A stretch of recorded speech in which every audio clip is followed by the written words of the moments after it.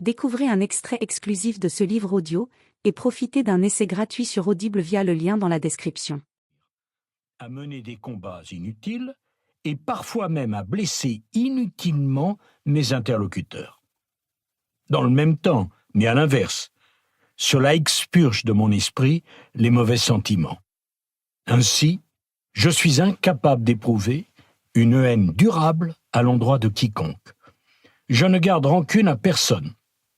Mes amis m'ont souvent reproché de pardonner trop vite ou d'oublier trop facilement les offenses et les trahisons.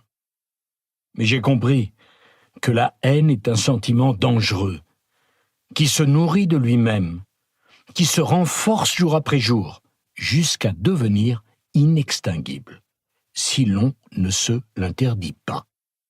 Plus on hait, plus on a envie de haïr. C'est un enchaînement sans fin. Ces sentiments m'étant étrangers, je n'imaginais pas que les autres pouvaient les exprimer à l'endroit de ma personne. C'est peu dire que j'étais à 100 lieues de penser que j'avais pu susciter de telles passions aussi démesurées que disproportionnées. J'ai donc été particulièrement imprévoyant, je l'ai payé au prix le plus fort, celui de la prison. L'impensable était devenu réalité. J'avais ces pensées en tête en me réveillant ce matin du 21 octobre. Les premiers mots de Carla à son réveil furent « Quel cauchemar! Qu'avons-nous fait pour subir toute cette horreur ?» Elle avait passé une bien mauvaise nuit. J'essayais de la tranquilliser par quelques phrases dont j'étais conscient de l'accablante banalité. « Mais tu verras, cela va passer vite. » Le ton de ma voix devait trahir le peu de conviction que je ressentais à ce moment précis. Je tentais tant bien que mal de sauver la face. De mon côté, je n'avais pas trop mal dormi, même si pour moi aussi la réalité venait de se rappeler à mon bon souvenir. J'avais demandé à nos enfants de nous rejoindre pour le dernier petit déjeuner de liberté en commun. Ce fut un moment de famille heureux, malgré les circonstances. Ils étaient tous graves, tristes, révoltés, mais je leur étais profondément reconnaissant d'essayer de donner le change. Mes 3 petits-enfants partageaient nos émotions sans en comprendre le détail compte tenu de leur jeune âge.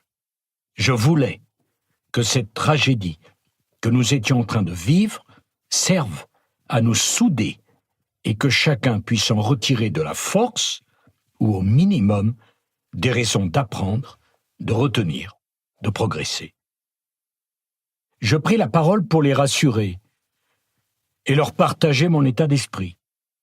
Je m'efforçais de banaliser l'idée de la prison pour que les fantasmes habituels lorsqu'on parle de l'enfermement ne viennent ajouter davantage d'inquiétude et de stress à une situation qui en comportait déjà bien assez.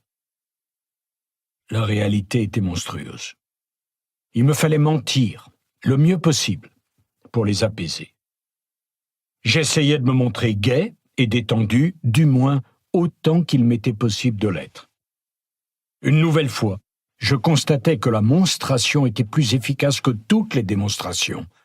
Faites ce que je fais est tellement plus pertinent que faites ce que je dis. Louis demeurait silencieux pour masquer sa colère contre cette injustice. Je voyais qu'il réfrénait à grand-peine sa force et son tempérament. J'étais fier de son courage. Jean se préoccupait de sa sœur, assumant son rôle de grand frère à la perfection, avec la profondeur et l'intelligence qui le caractérisent. Pierre apportait sa décontraction et sa bonté naturelle. Il était une lumière pour chacun de nous.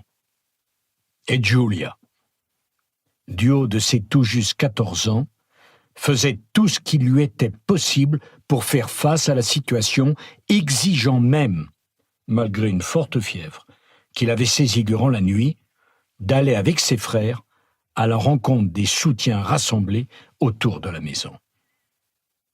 Elle était malade et tenait à peine debout. Elle dit à sa mère « Je veux être aux côtés de papa, il serait trop déçu si je lui manquais, Je ne peux pas lui faire cela. » Notre souhait de la protéger s'inclina devant...